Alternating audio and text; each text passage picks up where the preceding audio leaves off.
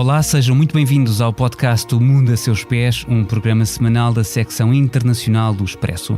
Eu sou o Hélder Gomes e nesta edição extra vamos debruçar-nos sobre a situação em Moçambique, 3 semanas depois das eleições autárquicas. As sextas autárquicas no país decorreram a 11 de outubro em 65 municípios, incluindo em 12 novas autarquias que pela primeira vez foram a votos.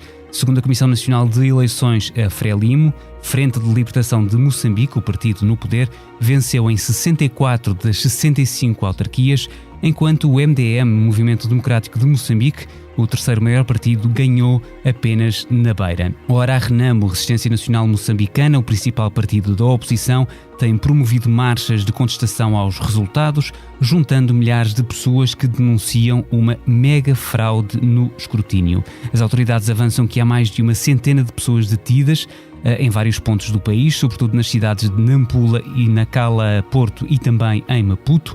Estão em curso processos de crime pelos danos causados e pela desestabilização da ordem pública naqueles municípios, ainda de acordo com as autoridades moçambicanas. O Centro de Integridade Pública, uma organização não governamental moçambicana, refere a morte de um agente da polícia e de um jovem durante protestos em Nampula e em Nacala. Estas mortes não foram ainda confirmadas pelas autoridades, que ainda assim reconhecem a existência de feridos e de detidos. À entrada para o estúdio, chegou-nos a informação de que o Tribunal Judicial da cidade de Maputo absolveu os detidos nas manifestações. Em declarações aos jornalistas, o advogado Vítor da Fonseca disse que a juíza concluiu que não havia nenhum tipo legal de crime sobre estes jovens e afirmou ainda que a juíza usou a lei e viu que naturalmente não havia condições para manter estes jovens detidos.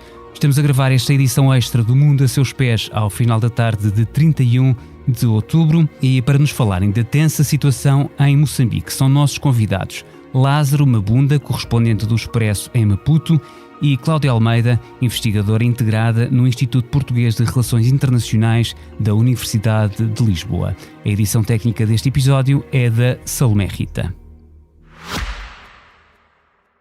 Este podcast Expresso é só um de muitos que pode ouvir no site do Expresso ou na sua plataforma preferida. Histórias inspiradoras, os debates que importam, entrevistas exclusivas. Da cultura à política, da economia ao humor. Ouça onde e quando quiser. Fica a par das últimas novidades em expresso.pt/podcast e nas nossas redes sociais. Expresso. Liberdade para pensar. Lázaro Mabunda e Cláudia Almeida, muito obrigado por terem aceitado o convite para estarem aqui presentes neste episódio extra do Mundo a Seus Pés.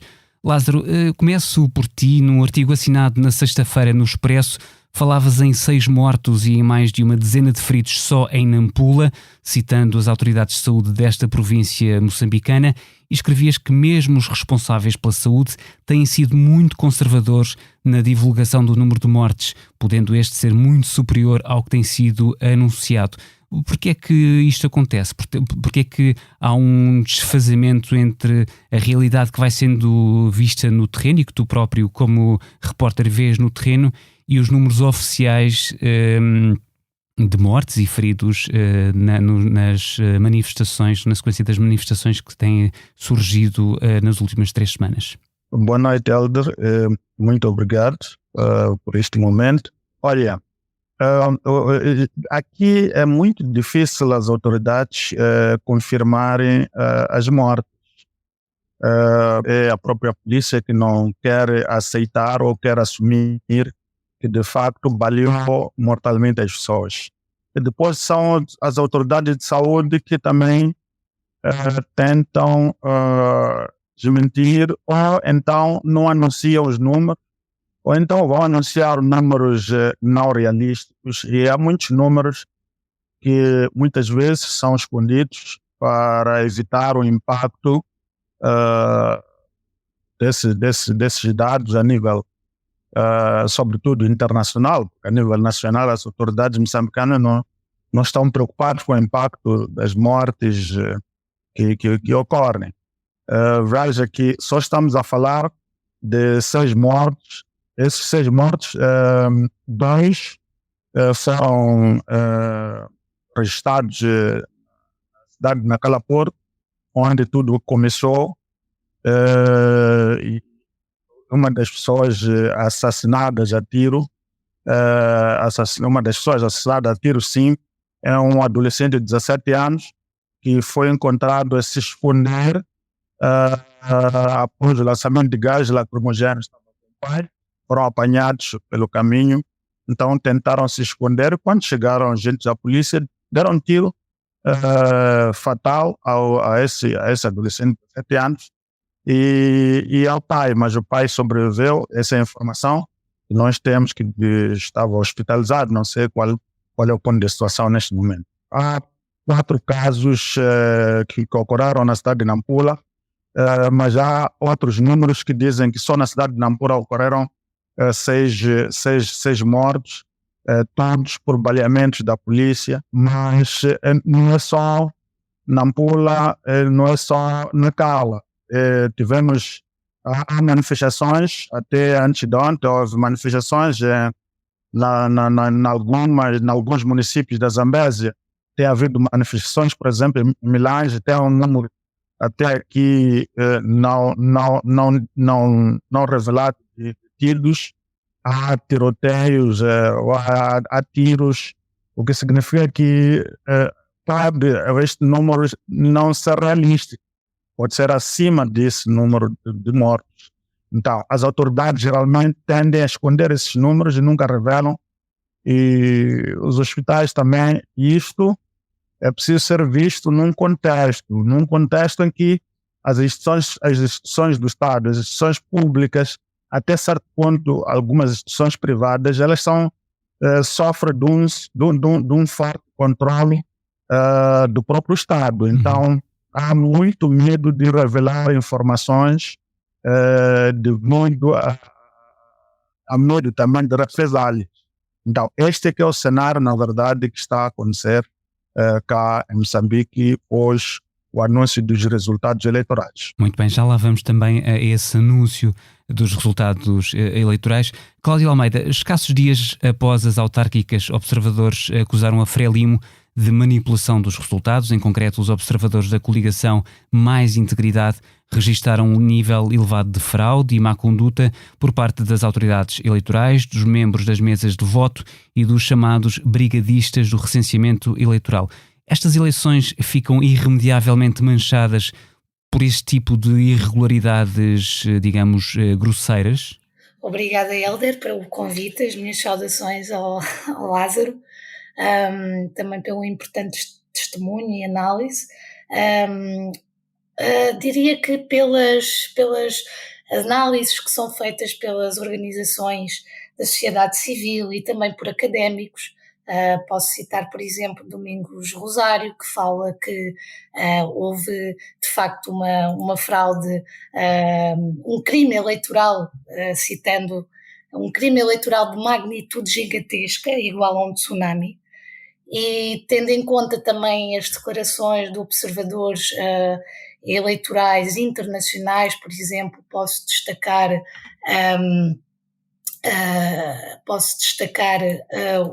a própria declaração da União Europeia, não é? Sobre os resultados eleitorais, que fala precisamente de uma preocupação relativamente aos relatos de irregularidades, e declara que também, apesar disso, não é? Confia que esses relatos sejam adequadamente tratados para garantir um resultado pacífico e satisfatório. Portanto, eu sublinho essas palavras, pacífico e satisfatório.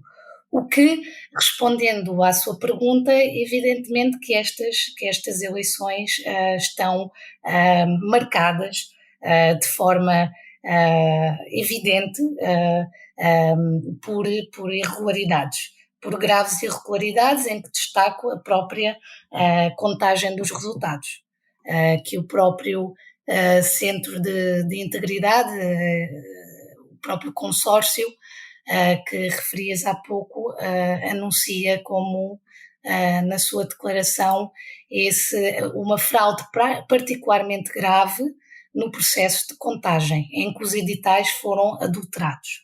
Portanto, respondendo à pergunta, sim, ficam realmente manchadas por irregularidades graves. Muito bem.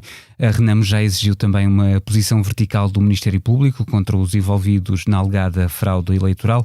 Em causa estão as decisões de anulação das eleições por diferentes tribunais distritais que alegam que o processo foi marcado, lá está, por diversas irregularidades, com destaque então para essa falsificação de editais em Maputo. Lázaro Mabunda, os resultados das eleições autárquicas ainda têm de ser validados pelo Conselho Constitucional, o órgão judicial máximo em Moçambique.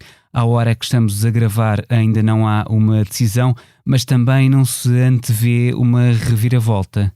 Bem, é extremamente difícil prever o que poderá vir a acontecer. Cláudia estava a falar dos posicionamentos, por exemplo, de várias organizações de entidades nacionais, União Europeia. Também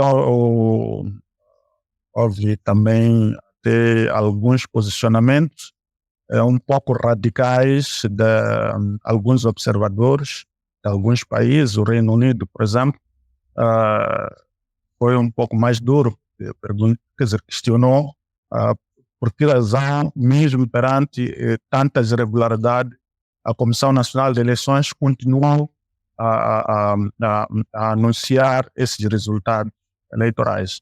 A União Europeia foi muito conservadora praticamente no seu posicionamento. Os tribunais aqui, eles não têm aquela independência que se podia esperar. O Ministério Público, pior, parece o Ministério Público um tempo depois da independência nacional, em que os magistrados eram praticamente militares da Frelimo e membros da Frelimo sem nenhuma formação na área jurídica, ou seja, até há um pouco mais de independência, um pouco mais de firmeza por parte de alguns tribunais do que do Ministério Público. Muitas vezes o Ministério Público está lá para defender os interesses do partido Frelimo, que é o partido do Estado. Neste momento não é extremamente difícil separar a Frelimo do Estado. Aliás, todos, incluindo todos os membros da Frelimo, assumem-se que eles são praticamente os donos do Estado. O Estado é Frelimo e Frelimo é o Estado. Então, num cenário em que os tribunais eles são feitos para os fracos, para quem não tem poder e quem não controla a polícia, não controla os militares, é extremamente difícil dizer que poderá haver reviravolta. E eu acho que pode vir a acontecer o Conselho Constitucional, que também é um órgão que muitas vezes age em função de interesses e sofre muita influência do partido Frelimo. O que pode vir a acontecer é anular outro sítio, anular uma eleição de outro sítio, mas ligar a maior parte dos processos ou dos resultados alegadamente porque não houve impugnação prévia. Esta questão da impugnação prévia é uma armadilha que foi montada pelo sistema da justiça e não só os órgãos da administração eleitoral, que eles criaram, são barreiras para evitar que a oposição ela consiga contestar as eleições e consigam ter razão. Vou dar exemplo. Em alguns municípios, por exemplo, porque a lei eleitoral ela obriga que tem de haver uma contestação ou uma impugnação prévia. E essa impugnação prévia é feita junto dos órgãos da administração eleitoral ao nível da base, neste caso, a Comissão Distrital de Eleições, do distrito. E o que acontece no distrito de Manjacás, por exemplo, durante o anúncio dos resultados, a presidente da Comissão Distrital de Eleições fechou o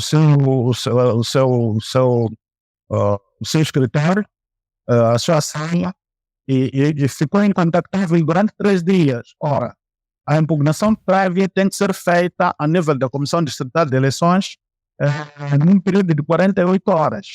E ela só apareceu dando 2 horas depois.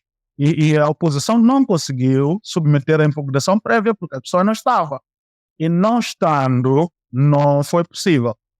E aí a justiça, os tribunais ao nível do distrito, logo não deram provimento ao recurso da oposição ou aos recursos da oposição porque faltou esta impugnação prévia, e também o Conselho Constitucional foi dando provimento também, não deu provimento ao recurso da RNAF que recorreu ao Conselho Constitucional justamente por falta desta impugnação prévia. Em todos os sítios, grande parte dos municípios, esse foi o problema. Então, quando é assim, já se sabe que, por um milagre, o Conselho Constitucional pode não validar estes resultados. Então, outros sítios, provavelmente, o Conselho Constitucional pode validar parcialmente os resultados e ordenar a recontagem, e que não vai mudar lá grande coisa.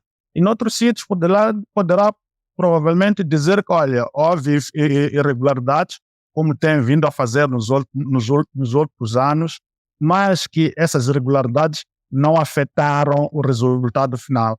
Então, isto é o que se pode esperar. Eu pessoalmente não posso esperar lá uma revolução. Seria um milagre, conhecendo aquilo que é a influência que o poder político tem sobre os tribunais. Então, não há muita expectativa em relação a isso. O que podemos esperar é um conflito pós-eleitoral, se calhar de grandes proporções, após a validação dos resultados.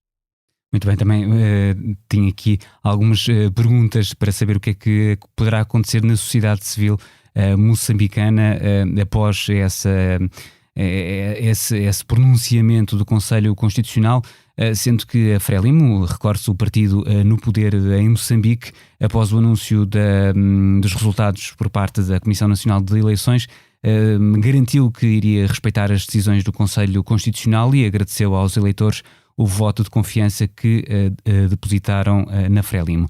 Cláudia Almeida, entretanto, temos também a polícia de Moçambique a acusar a Renamo de fabricar e usar bombas caseiras nas manifestações em Nampula, no norte do país, que feriram e levaram à amputação do braço de um agente da polícia.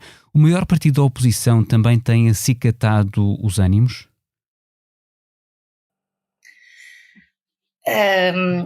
Olha, Hélder, eu gostaria um bocadinho de pegar na análise do Lázaro, antes de ir diretamente à sua questão, porque parece-me que quando nós analisamos estas eleições e o que está a acontecer, que é o potencial, não é? O potencial já a viver-se, não é? De violência eleitoral em Moçambique, parece-me que estas eleições se fazem num contexto importante.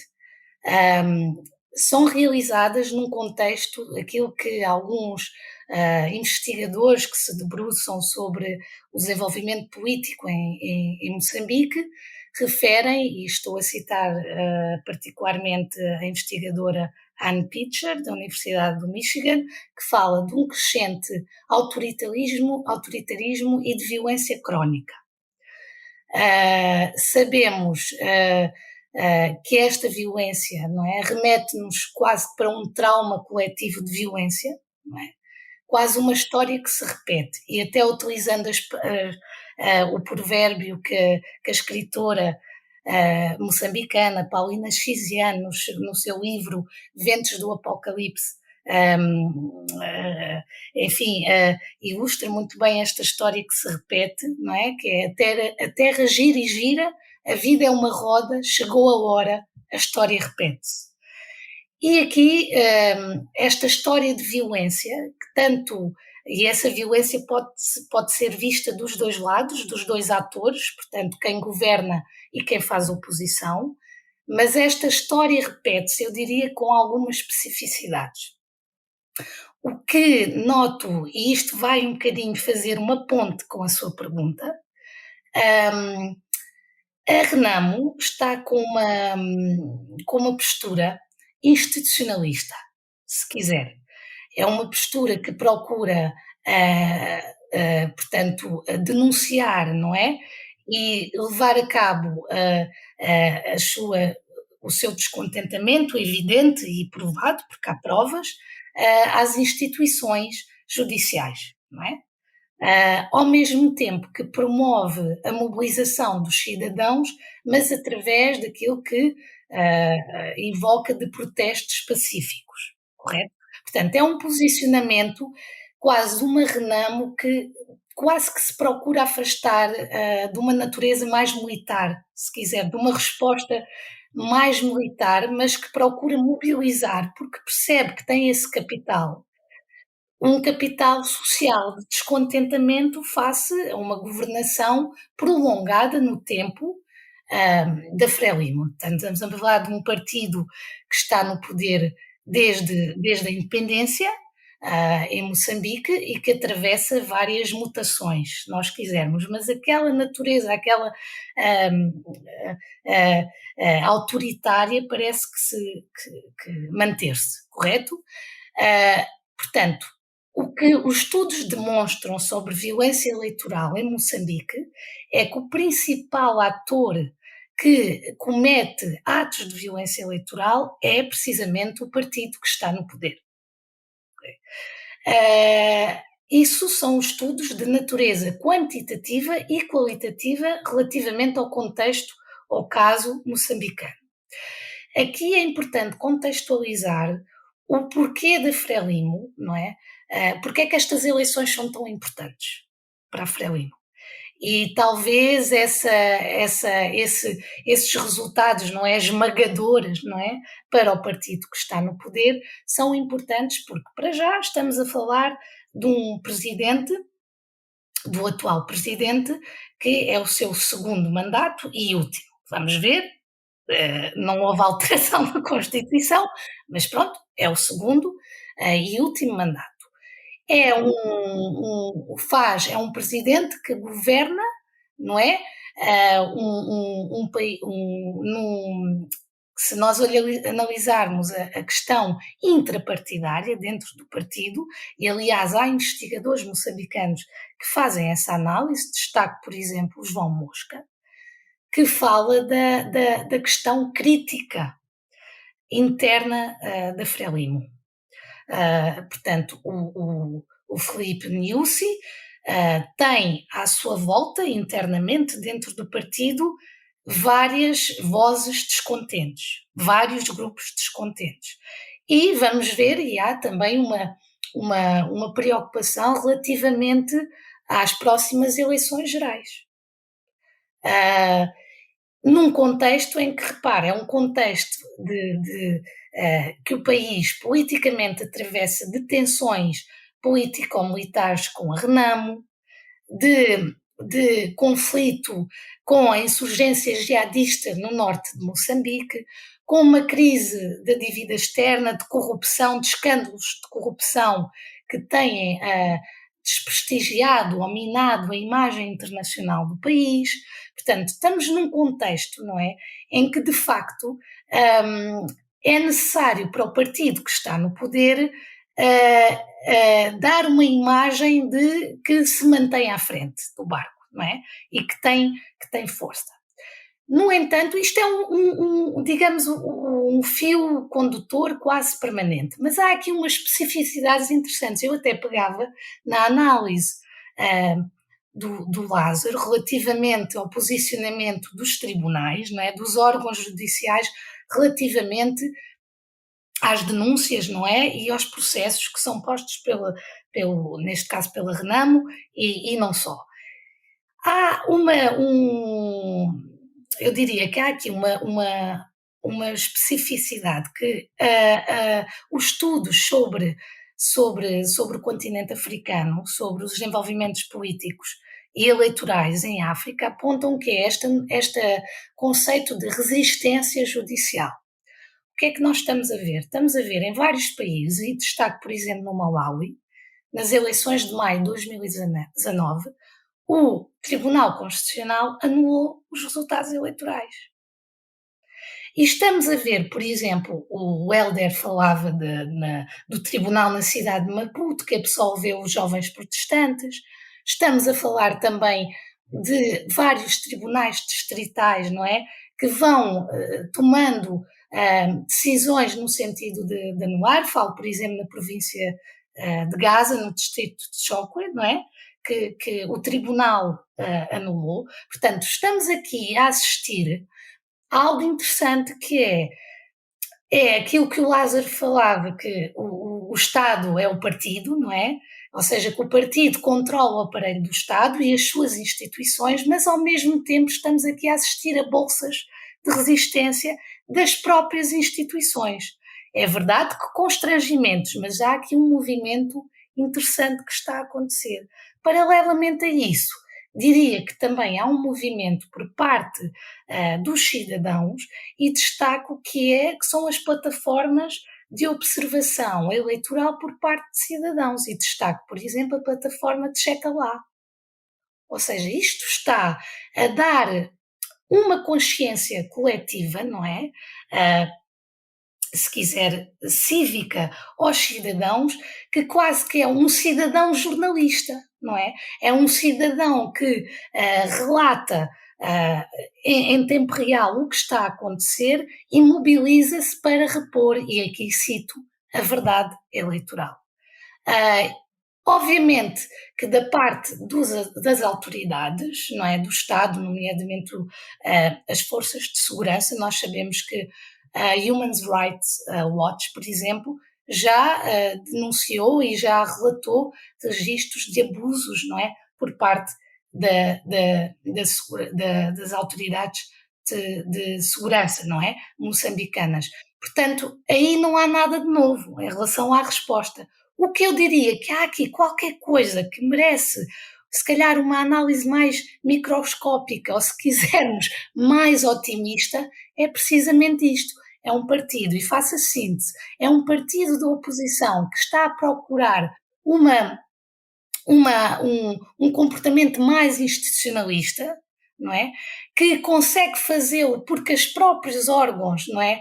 Os órgãos judiciais também estão, parece que, a revelar, ainda timidamente, é verdade, e com os seus constrangimentos, mas algo que se calhar há uns anos era impensável, não é? E ao mesmo tempo cidadãos que de facto parecem mostrar sinais de saturação, um partido que também internamente está com tensões. Sim. Lázaro, tens reportado um cenário de guerra urbana nas cidades de Nampula e Nacala Porto, com agentes da autoridade a dispararem e a população a bloquear estradas e a queimar pneus para dificultar a passagem dos carros da polícia. Há ainda relatos de vandalismo e de lojas fechadas, portanto o comércio encerrado por causa dos confrontos. É possível perceber se estas ações mais duras, mais musculadas por parte da população resultam de uma frustração genuína ou são também inflamadas de alguma forma pela Renamo? Isto porque o líder da Renamo, Ossuf Momad, já veio dizer que não tem medo, nós não temos medo de morrer, vamos liquidar toda esta ditadura, ao mesmo tempo que acusa o presidente de Moçambique de tentar empurrar o país para uma nova guerra.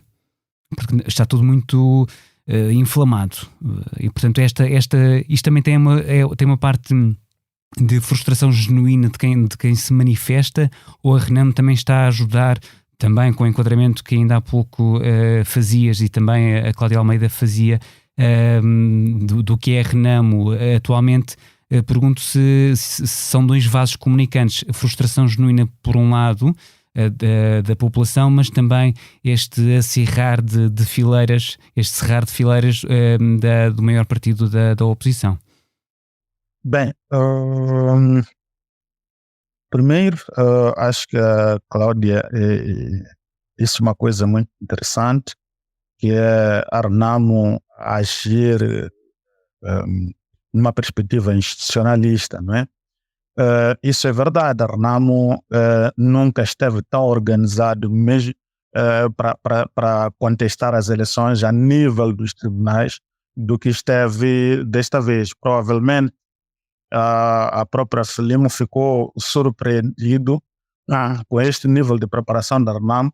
A Renamo tinha um grupo de advogados preparados para tudo isto. É por isso que contestou as eleições em quase todos os locais.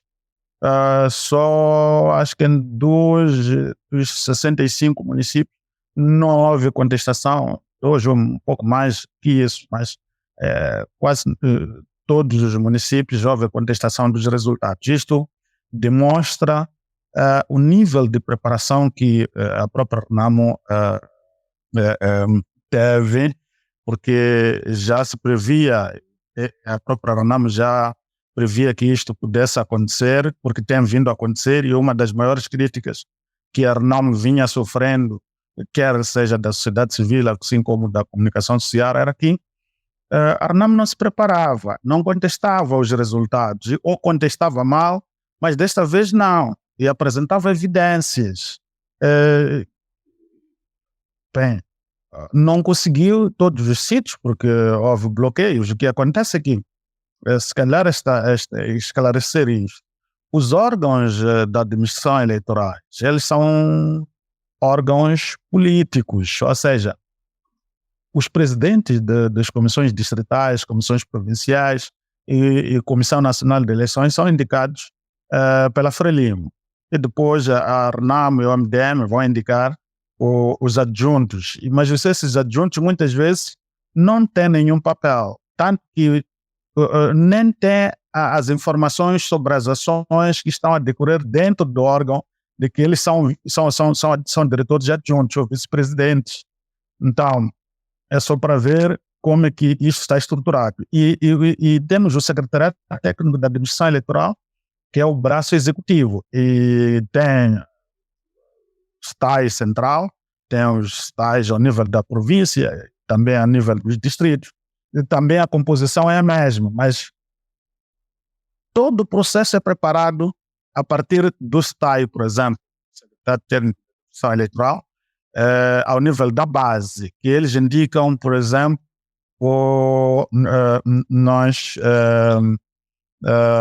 eu estou a coordenar um processo de monitoria, estou a editar um boletim informativo, e um trabalho que nós fizemos é que, ao nível da Matola, há um posto administrativo e todos os primeiros quatro, o presidente da mesa da Assembleia de Voto, o vice-presidente, o secretário e o quarto escrutinador, todos eles foram indicados pela Frelimo, são membros do Frelimo, e depois a oposição tem direito de indicar dois, um por cada, e a Frelimo também indicar um, ou seja, dos 7 membros que compõem uma mesa da Assembleia de Voto, 5 são praticamente da Frelimo e 2 são da oposição, e esses 2 não têm nenhum papel. O papel está com o presidente da mesa da Assembleia de Voto, porque ele que assina o edital. É por isso que aparece, alguns negaram de assinar por receber ordens para não assinar editais. E as leis são claras, mas sabe-se que ninguém vai ser penalizado, e de facto não está a acontecer que muitos deles fizeram isso, não foram penalizados. Agora, indo um pouco para a sua questão, se o que está a acontecer resulta dos discursos do líder da Renamo, o presidente da Renamo, acho que não tem nada a ver, tanto que o próprio líder da Renamo praticamente é muito criticado, e há quem exige que ele deve se retirar para colocar outra pessoa para se candidatar, porque os moçambicanos querem mudar a Frelimo, querem colocar a Renamo no poder, mas não podem colocar o Suf Mahamat, porque ele é um presidente praticamente sem discurso, sem postura, sem pujança. Então, uma série de críticas que está a acontecer. Então, até dentro da própria Renamo, então, o que significa que não é o discurso da Renamo, na verdade, que está a inflamar. É que grande parte da população nesses municípios votou na Renamo. Eu posso dizer, por exemplo, que, por exemplo, aqui na cidade de Maputo, na cidade da Matola, se encontra qualquer jovem, procura saber quem votou na Frelimo, não vai encontrar ninguém a dizer que votou na Frelimo. E Maputo e Matola são bastiões do partido Frelimo, mas desta vez, praticamente, o próprio eleitorado da Frelimo mudou a tendência de voto. O jovem, que é muito mais volátil, mas ia mais para o Frelimo, também mudou a sua tendência de voto. E o que eles estão, mesmo essas manifestações, essas marchas da Renamo, por exemplo, aqui na cidade de Maputo e Matola, o que os jovens dizem é que, olha, nós não votamos na Frelimo, estamos a marchar porque nós queremos que o nosso voto seja validado, então o nosso voto vale, então não pode ser roubado, então nós sabemos a quem nós votamos e a quem nós colocamos no poder. Então não pode haver mudança, dar-se vitória a alguém que nós não votamos. Ou seja, é a forma como estes processos, por exemplo, a fraude aconteceu, porque nunca na história de Moçambique viu-se uma fraude desta forma e a ser feita de forma descarada e sem o mínimo de pudor. Então, isto é que está a revoltar toda a gente. Então, na Nampula, via-se jovens, por exemplo, dizerem assim, olha, nós estamos preparados para a guerra, estamos preparados para tudo o que for necessário. Então, é esta questão que está a acontecer. Aqui, por exemplo, em todos os municípios, não todos, mas sobretudo aqui no sul, acontece um fenômeno que nunca tinha acontecido aqui na história de Moçambique pós a introdução da democracia, que é o sul de Moçambique sempre foi uma zona dominada pela Frelimo. E o que não era comum era ver jovens a colocarem, a exaltar a Renamo e colocar camisetes ou pôr camisetes da Renamo, União à Frelimo. Mas neste momento ninguém ousa andar na rua com camisetes da Frelimo. Tende a esconder-se, tanto que é um pouco arriscado neste momento circular com a camiseta da Frelimo. Quando passa alguém ou um grupo da Frelimo, as pessoas gritam, ladrões, ladrões. Ou seja, há uma hostilização da Frelimo que nunca tinha sido visto cá no Sul. A Frelimo aqui foi sempre tratado como Deus, a Renamo, como diabo, que matou, mas desta vez mudou tudo. Uhum. Então, esta questão de surgir os jovens dispostos a ir para a violência, é isto que muitas vezes assusta, que pode criar condições para que, após a divulgação dos resultados, surja, se calhar, focos de violência bastante graves. E estas decisões dos tribunais, aliás, não dos tribunais, o comportamento da polícia, essas detenções, eu vi, por exemplo, a esposa de um dos detidos que estavam a ser julgados hoje, e dizia assim, olha, ele foi detido, não tem culpa. Qual é a culpa que ele tem? Porque ele estava a manifestar porque roubaram o voto. É direito do meu marido fazer isto. Ou seja, mesmo assim, a soltura deles torna eles um pouco mais heróis e se calhar mais preparados para desafiar do que antes. Então, é uma série de cenários que está a acontecer aqui e o Estado, como bem disse a Cláudia, o Estado moçambicano é um Estado, hoje em dia não há dúvida que é um Estado autoritário, já era autoritário há bastante tempo, mas tornou-se muito mais autoritário do que a gente estava a imaginar. E durante esses, por exemplo, os assassinatos, nós vimos durante as manifestações, agentes da polícia, estamos a falar de polícias mesmo, polícia de proteção, tinham colocado lá também, na verdade, era dominado pelos polícias, chamam de unidade de intervenção rápida, que é um ramo da polícia especial, bastante violento e de treinamento militar. Mas também vimos polícia apaisana, grande parte de agentes da polícia que operam muitas vezes sem fardamentos. Sim. E traziam armas e viaturas particulares. E essas pessoas davam tiro mesmo, dar tiro, apontar alguém para matar.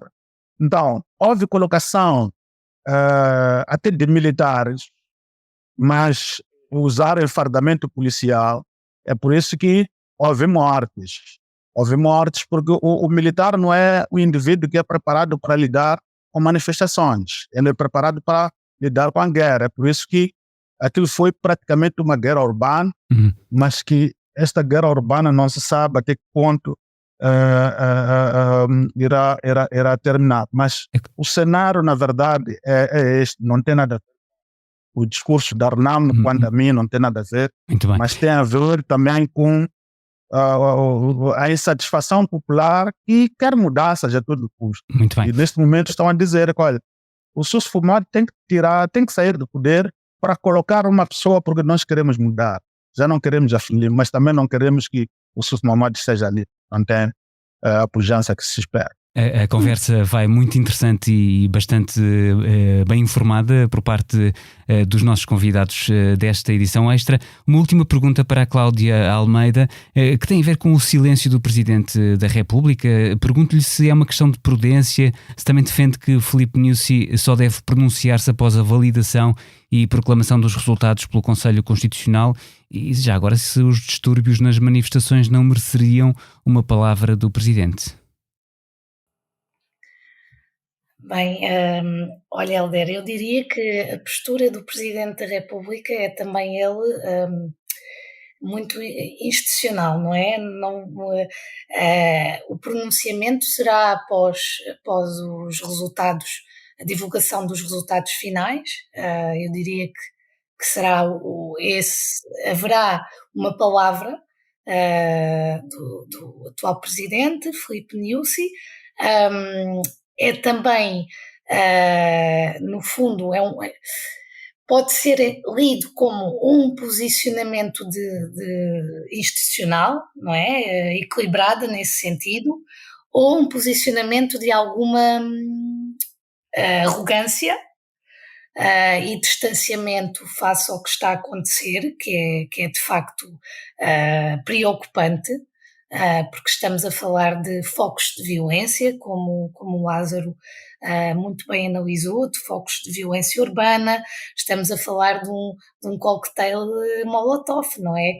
Que é jovens, muitos jovens que estão descontentes e não têm nada a perder, não é? Realmente bombástico, não é? Quando temos um conjunto de pessoas jovens que não têm nada a perder.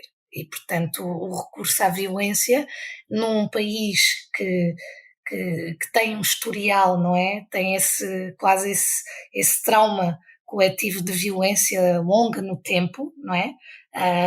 E que de um Estado que também é violento e que continua a ser violento. E, portanto, temos um Presidente da República que procura, que tem um posicionamento de silêncio que pode ser lido de várias maneiras. Eu diria que, tendo em conta as análises, que é precisamente esse crescente autoritarismo, não é? Temos realmente aqui ingredientes, não é? Que tornam a utilização da violência quase um recurso óbvio, não é? Por parte de jovens que estão descontentes e não têm nada a perder. Isso imediato também. Claro, e bem mais imediato, porque realmente estamos numa sociedade que dá um estrangulamento, não é? em que se as instituições estão e os seus representantes, não é, estão cooptados pelo partido que controla o aparelho do Estado, não é? Em que tudo se faz à volta de um partido e de uma clique, não é? De elites políticas, que são muitas delas homens de negócio, não é? E até há uma das explicações que se dá porque é que o partido não se desmembra, não é? A Frelimo não se desmembra, tendo em conta as análises que indicam que existem vários grupos lá dentro, não é? Que contestam a atual governação. Então, porque é que o partido não se desmembra? Uma das explicações que se dá é a questão económica. Portanto, estamos a falar de uma elite que é política e que é económica. E, portanto, que interessa que o partido continue lá para garantir o seu capital económico, não é? E o seu capital social. É uma das explicações que se dá. Portanto, eu diria que o posicionamento de silêncio, se quiser, postura silenciosa do presidente, pode ser lido destas 3 maneiras, eu diria. Diria que o pronunciamento será após a divulgação dos resultados finais, e eu diria que o descontentamento vai se prolongar no tempo, e eu diria que estamos, como o Lázaro bem frisou, estamos perante um potencial de violência urbana, de grandes focos de violência que o partido e que o governo vai ter que gerir. Agora, como é que vai gerir, se isso vai alimentar e como é que os partidos... Portanto, isto é tudo uma teia, não é? Complexa, que é difícil imaginar um cenário, porque é uma teia que tem vários pontos que interagem, não é? E vamos ver como é que vai ser a atuação desses vários atores, que vai condicionar ou não o prolongamento e até o aumento da violência eleitoral em Moçambique. São também pistas para uma futura edição do Mundo a Seus Pés, também voltada para Moçambique. Fica assim concluída esta edição extra, em que olhamos para Moçambique no rescaldo das mais recentes eleições autárquicas. Resta-me agradecer ao Lázaro Mabunda, correspondente do Expresso em Maputo, e à Cláudia Almeida, investigadora integrada no Instituto Português de Relações Internacionais da Universidade Nova de Lisboa. Obrigado também à Salomé Rita pela cuidada edição técnica e obrigado a si que nos escuta todas as semanas. Na próxima segunda-feira haverá um outro episódio de O Mundo a Seus Pés com outros protagonistas e assuntos. Até lá.